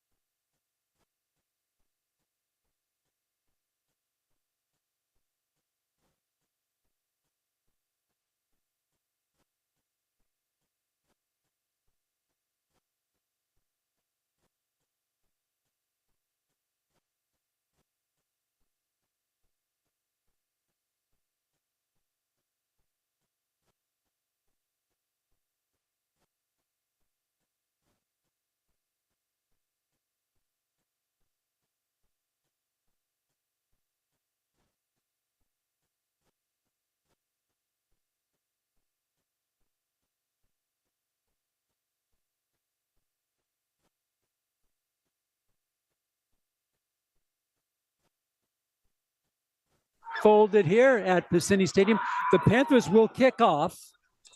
And that's been an offensive tool for them here tonight as they recovered what goes down as a long onside kick. Not intended that way, I don't believe, but successful nonetheless. So the student body fires up. Let's go, Franklin. The fans settling into their seats after raiding the concession stand. Ryan, that's about 12 deep in the concession stand. Yeah, and one thing is we're looking over as the third quarter is about to start. If you look at it once the second quarter ends, I think that line, Pete, spans all the way to the end of the fence and maybe makes a nice little L shape. A good night for the Booster Club. So 4 12-minute periods is high school football this year. We have 24 minutes to go on a beautiful night in Franklin. So glad you're with us, fans. We're streaming live on YouTube, and also you're watching us on Franklin TV. What a night for football in the early fall. Franklin will kick off. We'll go from right to left as we switch sides to start the third quarter. And for the play-by-play, the pride of the senior class at Franklin High School, here is my partner, Ryan Martin. Thank you so much, Pete Royce. So once again, we set the scene for you here as it's full darkness. The lights in full effect here on Friday Night Lights from Varsity Stadium. I'm Ryan Martin, bringing you all the action on Franklin TV alongside my partner, Pete Royce, and our camera operator today, Brady Flynn, with our producer, no relation again, Chris Flynn. It's Garrett Portese to kick off here for Franklin as he'll now go from right to left across your screens. Panthers, as you could probably have guessed by now, in their blue home uniforms, and Brockton in the white. How about this? A player coming in late to the picture as we sail that one across, and it is caught by the Boxers. It is the Boxers taking it to about the 23-yard line. Michael Victor, that one there on the return. That time, Victor fields it. The ball came down to him. More of a traditional kickoff deep. And Victor was able to handle it. 1st and 10 for Brockton. They're the initial first possession of the second half. So no real question about that one, as it is Capiello. Joey Capiello, the first-year starting quarterback for Coach Colombo. He's got one interception on the day. I don't know what it's for, but I'm told you need to be there. We'll see if he can control the ball here to start this half. They'll place it exactly at the 25-yard line on 1st and 10 with Kenley Rock to his right, 2 wide receivers to his left, and 2 to his right. They'll bring Paul in motion, but they'll hand it to Rock. Rock will get scuffed, and the ball is loose. The ball is loose. We'll see who recovers it. Kenley Rock got absolutely hit on that one. And it's Franklin coming out with the ball. And Franklin, on the very first offensive play of the second half, comes out with the ball. And Pete, it might be our player of the game who was able to bring it away, number 13, Bobby Padula. Yeah, give him an interception and a fumble recovery. Wow. So this time the Boxers don't muff it up on the kickoff return. The very first play from scrimmage, they fumble. Bobby Padula having the not a special teams play, a defensive play, but the game of his life on special teams and now on the defensive side of the football. Padula missed all of last year, but he's back here for Coach Bain and showing why.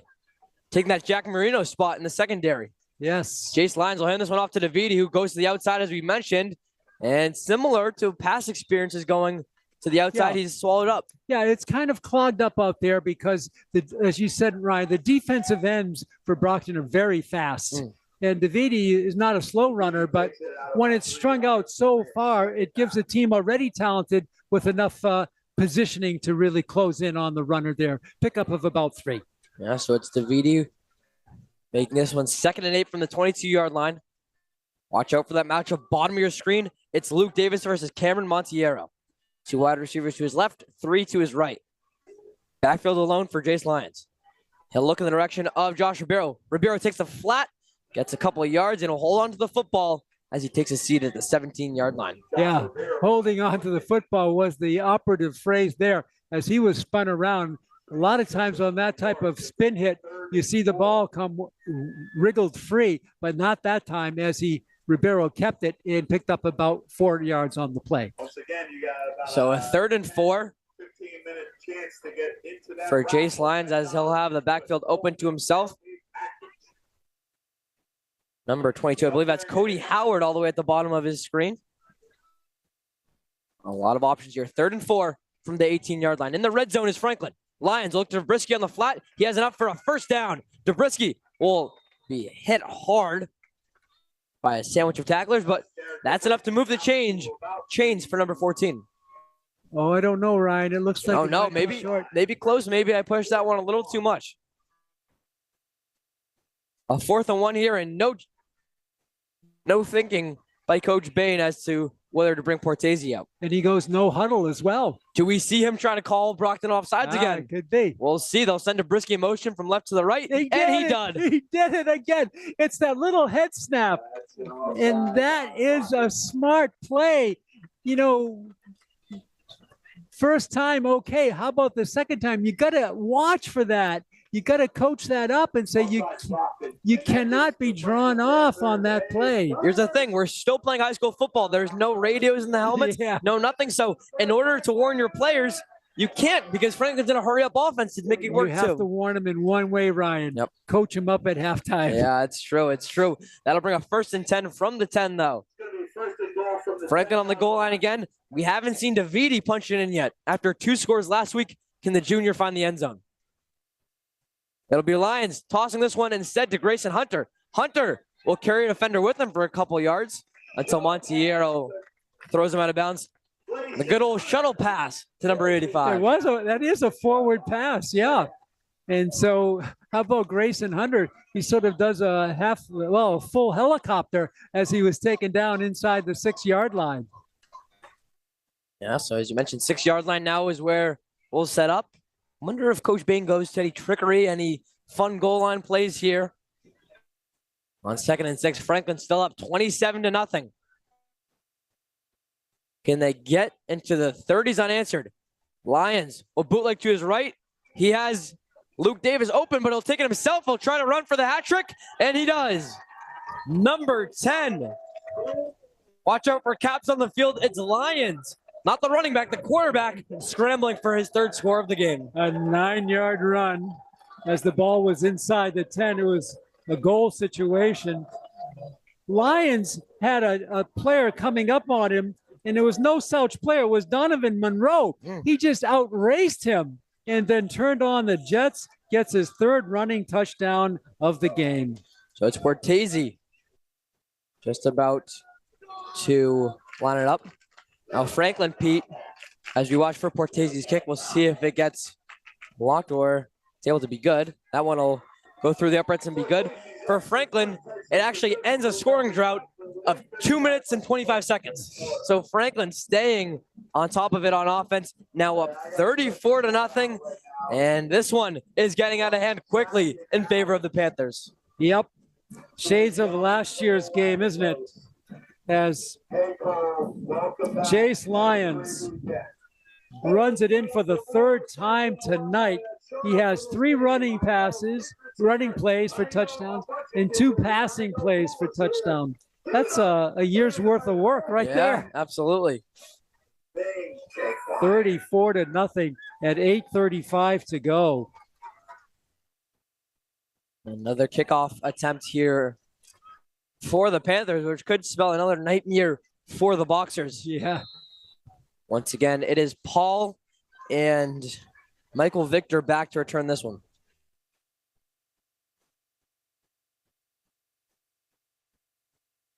Portese on the kick.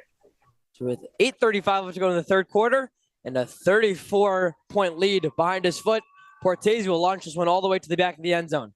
Here comes Paul. Paul past the 20-yard line, 25. He'll make a man miss, but then be taken down at about the 21-yard line. Another good special teams play for the Panthers. Yeah, very nice play by Franklin. As Paul is a talented runner, but he was stopped on the play on a nice coverage play that time by Franklin's Alvin Uriarte, the junior, makes the play. You're already making the play here, and it's Capiello trotting back once more, trying to prevent the shutout for this Brockton Boxer team. They've been operating mostly on their side of the 50 all game long. They did have one nice drive that ended in a pick. With everyone kind of around the line of scrimmage, it's Capiello looking for the quick pass in the direction of Montiero, underthrown for Capiello. Now, Pete, the big storyline to start Franklin's season in terms of talking about their opponents, it's Tucker McDonald of Wachusett, the UConn commit in week 1, and 2 really good wide receivers in Montiero and Osanubi in week 2 that they have to face. And as far as the Brockton wide receivers go, they've really made them a non-factor. They really have. Yeah, the defense has been outstanding by the Panthers. It doesn't seem to matter whether you got a marquee name on the other side of the football or not. Franklin just plays the game to win. It doesn't matter who you're playing. Yeah, it speaks a lot to their wide receivers of putting in the work to silence, or the Franklin DBs to silence the wide receivers. Capiello looks to pass once more. He'll fire this one way overthrown in the direction of Osanubi. He was hit so hard on that play. He knew the rush was coming. He had to unload, and that's why he was so far in front of the would-be receiver, because he had to unload so early. The receiver could not get to the spot where the play was designed to go to. So we'll see if they can get anything better here on 3rd and 10. Let's see if the Panthers can hold steady once again. Would be the 6th 3rd down in which the Boxers are not able to convert. We won't ride them off just yet. 8:20 left to go in the 3rd quarter. 3rd and 10 here for Capiello. He'll look to his left, facing pressure immediately. Here come the Panthers. He'll just have to toss one in the direction of Osanubi, and he's not able to make the catch. Not able to make the catch. Connor Clausen, the junior, in coverage. Yeah, the catch, even if it was caught, would be out of bounds. Nice coverage there. Padula back there again on the coverage for the Panthers. My correction, Michael Victor, the wide receiver he was targeting there. And it will be a punt attempt for Brockton. I think this is only, even with the score the way it is, it's only their second punt of the game. Credit that to some Franklin interceptions and a kick return recovery by the Panthers to go along with it. Exactly. Back to kick once again. The punt formation is the big offensive lineman, Tsunami Resende. How about that for a name for a football player? Tsunami. Who's coming at you? A tsunami is coming at you. He's a starting defensive and offensive lineman for Coach Colombo, too. A 3-way player, if you say it like that. That's got to be one of the great names in football history. That punt only actually going about 15 yards, though. And Franklin, because, Pete, they needed a little extra help and an extra handout, are taking over it from the Brockton 41-yard line. Well, we'll see how long Coach Bain goes with his starting unit.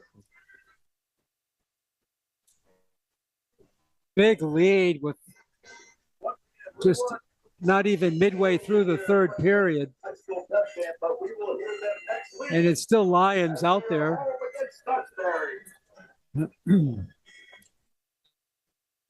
So it'll be Franklin to set up on the left hash here, 41-yard line of the Brockton Boxers. Davidi in the game to his right. Do we see them rely on the running game a little more? They will on this play. Hands it off to Davidi. Tries to cut it outside again. And that one will actually go to Cody Howard, I should say. Kevin Papa and I both got it wrong. Yeah, well, Howard with a nice job. He carried it forward for about 3 on the play.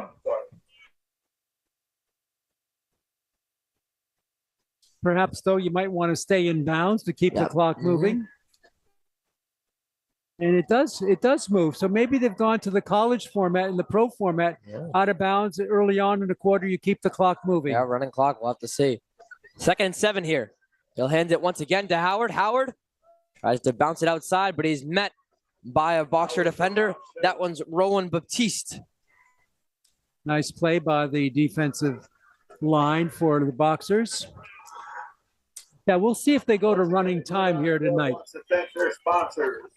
7:10 left to go in this third quarter. The Roof Restaurant. It's Franklin 34 unanswered as you're watching Franklin varsity football here on Franklin TV. Ryan Martin, Pete Royce bring you all the action as Jace Lyons goes for the hard count again. He tried it again. Finally, Brockton caught on and did not jump offside. You can't help but have fun with it if you're Jace Lyons. There'll be a fake handoff to Cody Howard, and he'll keep it with Lyons, who's met by a tsunami on the defensive line. That is right. Tsunami Resende.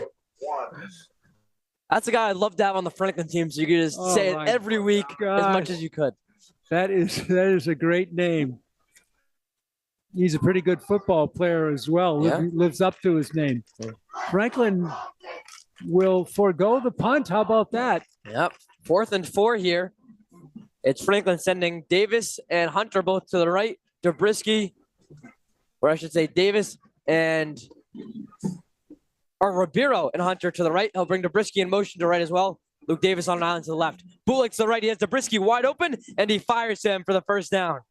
No question about that one, as that one will lead to a move of the chains. Coach Bain did a lot of last-minute maneuvering that time. He had Lyons in the slot. He moved him to the line of scrimmage. That allowed Dobrisky to kind of weave his way from left to right, gets the first down. And I don't know if the clock would keep moving anyway, but the clock is moving, and I think we're in running time. Yeah, absolutely. Just about 17 minutes left to go here. The final 5:35 in this third quarter, and then we'll have a final fresh 12 to start the fourth.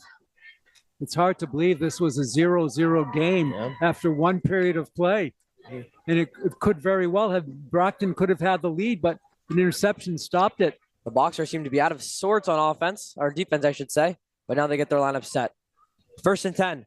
It'll be a fake handoff, and he'll throw it cross body to Derek Dobrisky. Dobrisky will go for the stiff arm, and he'll actually bring down a defender. And if not for a quick whistle, Dobrisky might have kept going. That was interesting, Ryan. He was not stopped. And the whistle, perhaps the official on the side judge there just wanted to make sure nothing happened, but he still was powering his way upfield. It's going to bring up a 2nd and 1. So that'll be a gain of 9 for Dobrisky, who's been one of Lyons' favorite targets here tonight. I love the way that Jace Lyons has looked for new receivers. It was the Luke Davis show in Wachusett last week. He's mixed it up here on the Varsity Stadium turf. From the left hash again, he has Cody Howard with him in the backfield. And Lyons will hand it off to Howard. Howard gets enough for the first down, and maybe, or? Wow, was he pushed back? Yeah, I was going to say maybe a couple more, but definitely not a couple more. No, just enough to move it. Takes it across the 20, and that's enough for a flag. He's got some nice speed. I like the way he lowers his body to run low to the ground, and he did it, just power it out there.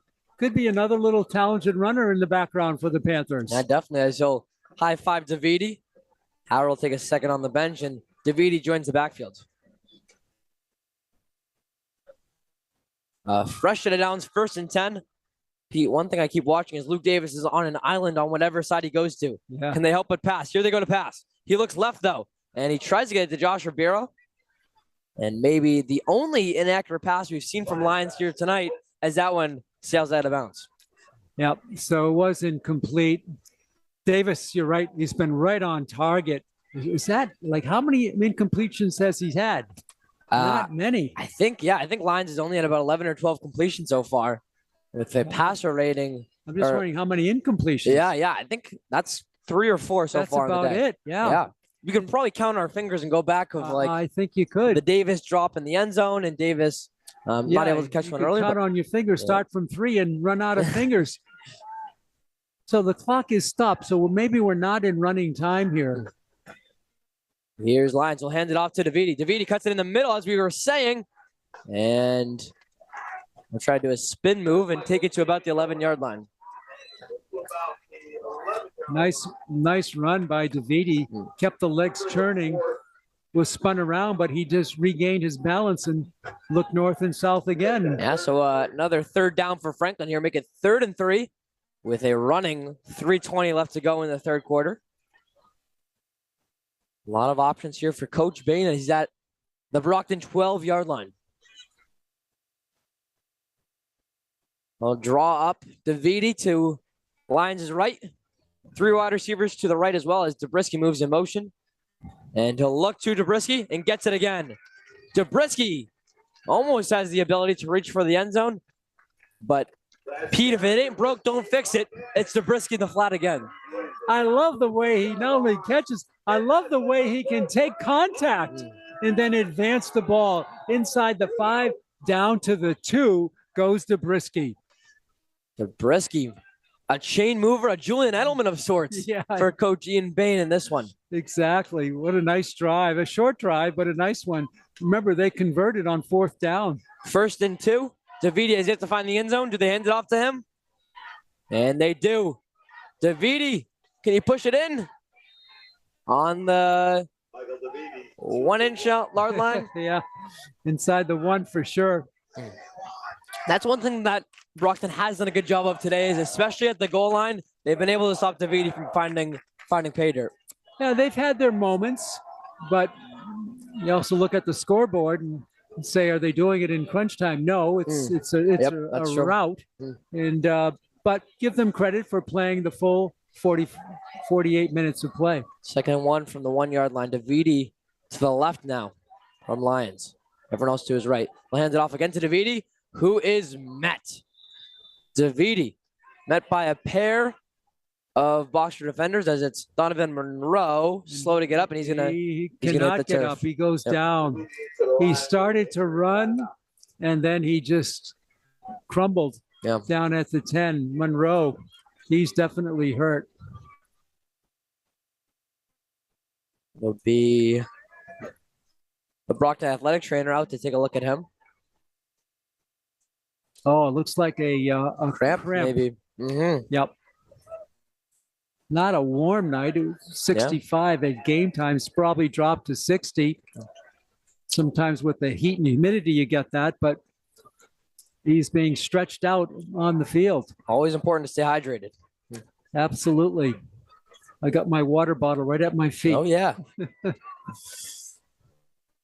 34-0. Bit of a surprise because Brockton usually can put on a pretty good performance. They have a rich history. I remember one year, going back a few decades, they were the #1 team in the nation, according to USA Today. Oh, yeah? Can you imagine that? Oh, my goodness. They came to Leominster. You know, they weren't expected to. They were expected to roll, and Leominster beat them. Yeah, it's such a historic program. Marciano Stadium, too, with the legacy of its own. I know it. A great place to play. 3rd and 4 from the 4-yard line. Davidi to Lyons' right with a couple of receivers on each side. He'll look in the direction of Davis. He'll have to take it down himself. And Jace Lyons will be swallowed up until he can. He'll be swallowed up as he looks for his 4th rushing touchdown of the game. And they're going to go for a field goal here. They will. So for Portese, it'll be his first field goal attempt of the game. I forget what the margin of lead is to go to running clock. It might be 35 it points. Could be. If that's so, this could be the reason to send the game to running time. 34-0 right now. Portese made an extra point in their win against Wachusett. This one will be from about 24 yards. A high snap, but Portese's kick is good. Credit the offensive line for almost no pressure on that one. It's Portese making this one 37-0 with a pair of threes on the board now remaining in the 3rd quarter. 27-yard field goal for Portese. So the Panthers get their 10th point of the half following a 9-yard run by Jace Lyons. And here in the 3rd quarter, a 28-yard field goal by Garrett Portese. Makes it 37-0 at 33 seconds to go. And that could be why Coach Bain went for the field goal, to get the game into running clock mode. And that time of the night, as a student section will leave a little bit early on this one. Still 33 seconds to go in the third quarter. Rattle City saying our job is done. That's amazing, Ryan. They all leave at the same time. They do. It's that community aspect. Yep. you come together and you leave together. Mm-hmm. They're all filing out. This place is going to be empty. I'm pretty sure we'll be in running time. They did that at Wachusett too. They all left at the same time with about 3 minutes left. It's definitely a point of emphasis. Here's Portasia, line drive kick. His first of the game. No scuff on this one. Here's Victor. Michael Victor, a little bit of space. Gets past the 30, still going. It's pulled down at the 35-yard line. Lucas Papa making the awkward tackle. Very nice tackle by Papa in the open field as the running back had some running room ahead. Victor had a head of steam going. This is one of their better returns on the game. 45. Great return there, as you mentioned. Chris Ionelli. But the funniest thing, too, is that it's the voice of Franklin, Kevin Papa, going for a different name instead of calling his son Lucas Papa. You might hear about that at the breakfast table tomorrow. Yeah, we'll have to see. It's still Capiello in the pocket now, as it looks like there's still some confusion on offense. Boxers can't seem to get anything situated right now. 37-0, they're down right now. A couple plays left in this third quarter. 27 seconds to go. Capiello will hand it off to Rock. And Kenley Rock I have now gotten the will go down. ticket for the Coleman tailgate raffle. 2, 4. Well, pull out your tickets. Pull out your tickets. So Rock able to get a couple yards. Here's the winning ticket. 2, 4, 0, As Franklin, a big win against Wachusett. They silenced a lot of downers. This is a statement win tonight against Brockton. No doubt about it, Ryan. After a scoreless first quarter, the Panthers have put up 37 big points in this game, and they'll take that lead into the fourth quarter. So it is both teams switching sides, as it's Franklin with a 37-point lead. And Pete, we got to bring it back to the point that after our first 12 minutes of play and the first quarter was done, we could see that Franklin was surging, but we couldn't see it like this. No. It was all donuts on the board after one. It was. And Franklin just poured it on. And 3 running scores by Lions, 2 passing scores by Lions, a field goal by Portese. All Franklin here tonight. As you mentioned, all Franklin so far in this one. Credit to the Brockton band also playing through in this one. And their student section for still getting excited. So, final 12 minutes of play. It's Brockton on offense. Do we see some substitutes on defense? Do we see Jace Lyons trot back out there on offense? Pete, your prediction? Yeah, I think you're going to see Lions take a seat. That's what I think. And I think you'll see some more subs going in there. I think you have a mix of starters and subs. It's not going to be the whole second string, but we'll see how it goes. I'm going to go towards your extra roster here, as we do have a lot of subs here. Some that we see is number 11, Brendan Larrabee, number 19, Nico Pulsellian at linebacker. There you go. And to send the play-by-play duties over here as Montiero goes off. Apologies for the play late, but play-by-play duties over the final 12 to my partner, Pete Royce. Thanks a lot, Ryan. Pickup goes for about 10. It's going to be a first down for Brock. When was the last time the Boxers had a first down in this game? Yeah. It's been a while. And how about that, too? The first time we've heard Matt Turco's name in quite a while, a guy who had 3 interceptions last week against Barnstable, has been silenced today. He has been silenced. It's been a case of Lions being very particular about where he threw the ball. Did not put it up for grabs at all. Unlike the Barnstable quarterback, I assume put it up badly there for the 3 picks by Turco. 1st and 10 for the Boxers from their own 47. Capiello, he's going to air it out. He's got a man out there. That's caught and going down inside the 10 for the touchdown. That is caught for 48 yards. It goes to Cameron Montero for the score from 52 yards out. Yeah, so some backup defensive backs in the game now for Franklin, and it is Cameron Monteiro taking that one 53 yards for the score, and this one, so not shutout is Brockton. That's something that they can hang their hat on, but certainly not the same talent that we've seen over the first 3 quarters of play. Nope. Nice pass, Capiello to Montero. He lined it up beautifully. And now Lucas on for the extra point. Dumas, I mean. Dumas will try to tack on one.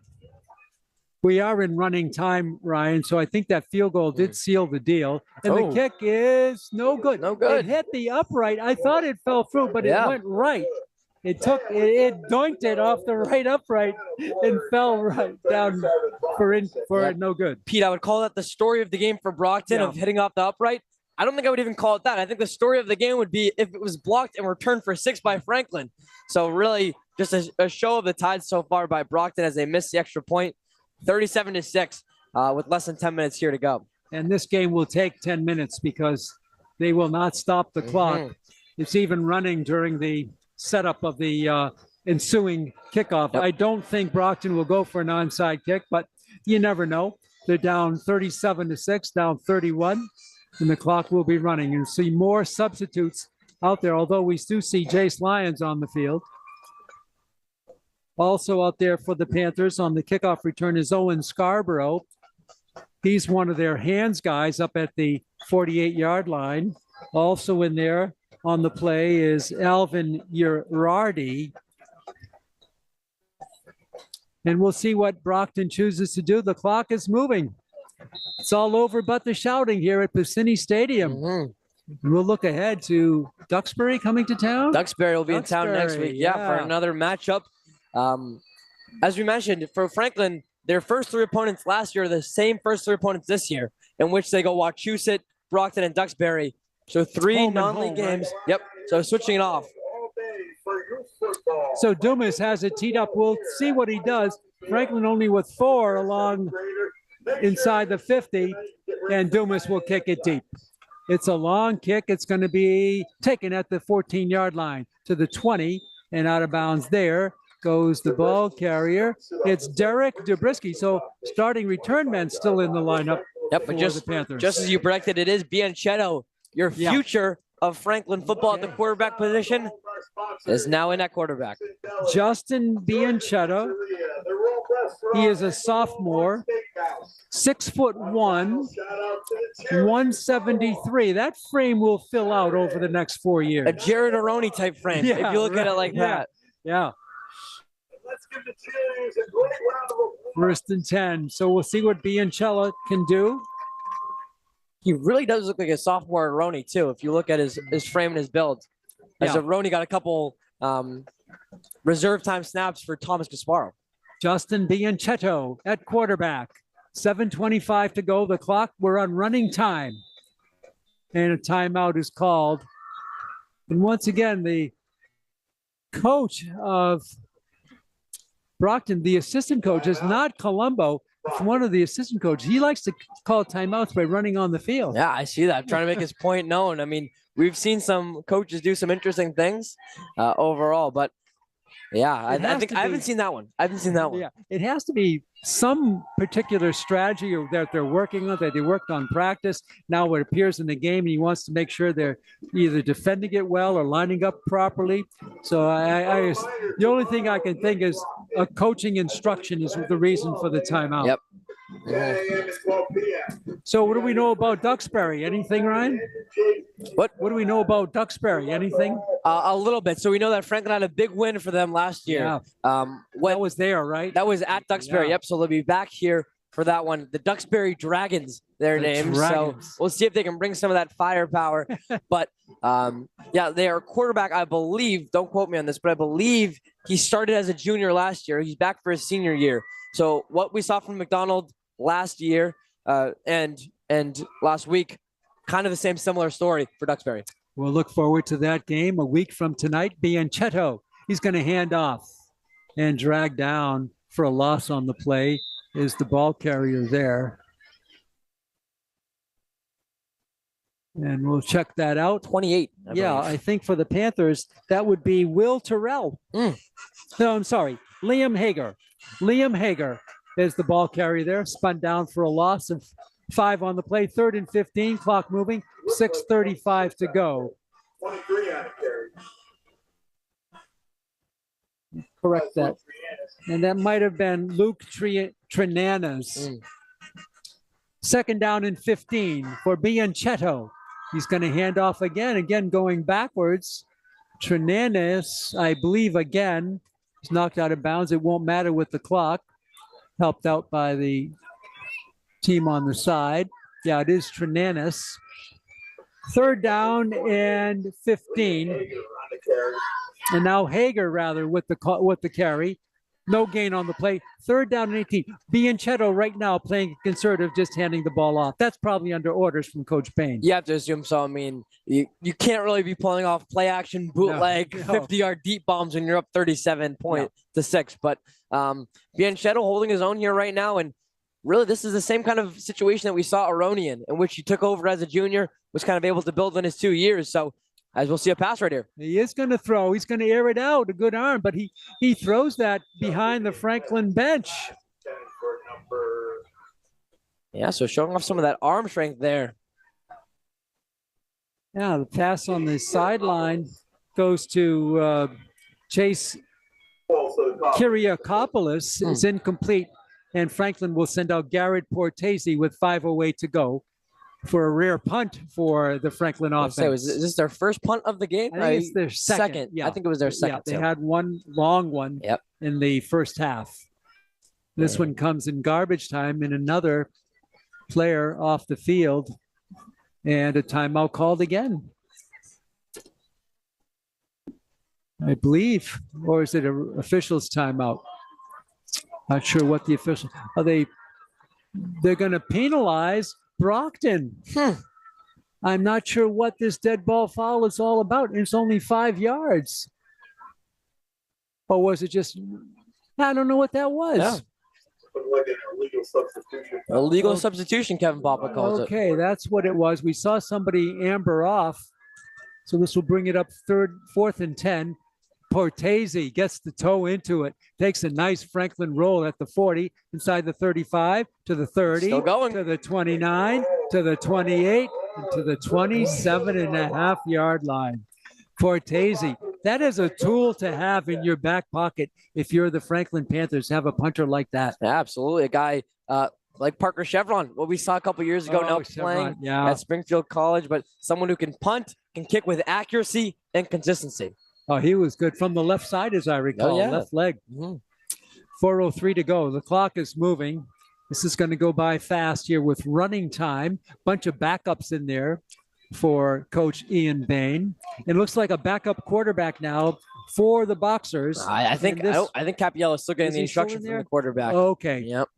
So, wow, they're going with Capiello the whole time. That's always an interesting decision for a high school coach. It makes sense when you're up 31 points, but when you're down 31 points, do you teach them the lesson of what it's like to play down that? Or do you kind of get some backup, some time in? And you got to think about that if you're Coach Capiello. Yeah, you don't want him to get hurt either. Yep. It's 3:27 to go.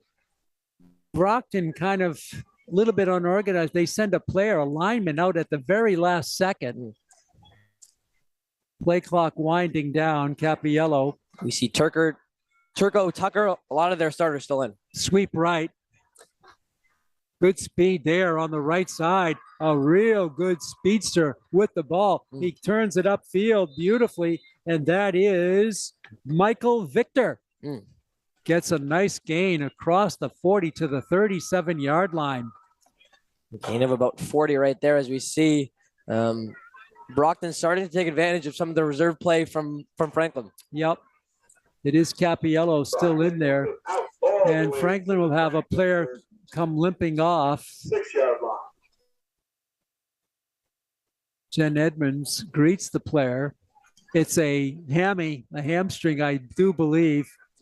We'll pick out the number for you in a moment. 54. Yeah. And I believe that would be Alvin Urardi, who's played some good minutes here today. 1st and 10 for the Boxers from the Franklin 33-yard line. Sweep left. Spinning down is Paul. Tackled up high, goes down at the 30. And the clock is still running. And now they stopped the clock for some reason. I'm not sure why. I think the referee was used to that motion, but he didn't realize the side judge we're in running time. Yeah. And I think it was signaled. He really wanted to signal out of bounds, but the clock does keep moving. You know, I'm sure the Boxers hope that it was going out of bounds, stops the clock, and it's a one-score game. Right. It's not the situation we have here. No. Second down and 4 for the Boxers. They still have their starting quarterback in there. Coming up on 1.5 minutes to go in the game. 37-6.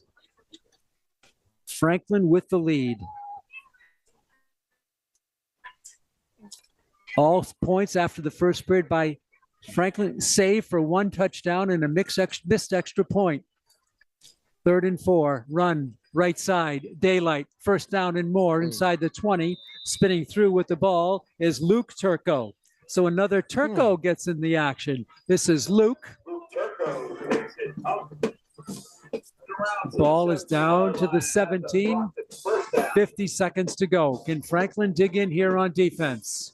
Yeah, at the end of the day, it's still a long season. So if you are coach of Brockton, Peter Colombo again, a lot to build on, a lot of good practice plays. This is a great learning period for you as well. 1st and 10 from the Franklin 16-yard line. Time winding down in the game. Capiello, quarterback draw to the line of scrimmage, is kept upright and falls down inside the 15, and that may do it. Can Brockton get one more play off? 10 seconds left, and Capiello is just going to come to the sideline. I don't know if he's hurt or what, but he's going to the sideline. Looked like he was favoring a wrist, and that's going to do it. And that's going to bring us down to 0-0. Not sure exactly what he did there, but he ran off the field. He might have been hurt. He might have been hurt. And the coaches exchange handshakes at midfield. Peter Colombo has a nod to the officials. Peter Colombo, I so enjoyed chatting with him before the game. A great quarterback in his day at Holy Cross and a great coach. His team comes up way short on this one, 37-6. All Panthers here tonight. Yeah, just the Panthers settling into what we saw at home last year, in which they went undefeated. Franklin kind of having their way. Once again, for Franklin, though, I think what the biggest lesson you take from this is that you know how long the game is, right? So you don't have the first quarter you want. Right. You don't put the points up you want, and you're still able to play hard. And obviously, this game looks like it could be 14-0 after 1. So really great job by the Franklin offense and defense, I think, to settle into their place, figure out how to match up against their opponent, and really attack it. We saw Derek Zabriskie do about 400 flat routes, it felt like, in which he got first downs. So credit to Coach Bain and that offense for doing that. We'll see what next week against Duxbury brings, but a lot to build on in terms of if you're looking for long-term for this Franklin offense. That's going to do it for our coverage. Franklin with 2 scoring passes and 3 running by Jace Lyons and a field goal by Garrett Portesi. I'd like to thank our camera operator up top with us, Brady Flynn, and also our producer tonight and our director, Chris Flynn. For my partner, Ryan Martin, this is Pete Royce inviting you to join us a week from tonight when the Duxbury Dragons come to town. Till then, the final score for the final time tonight, Franklin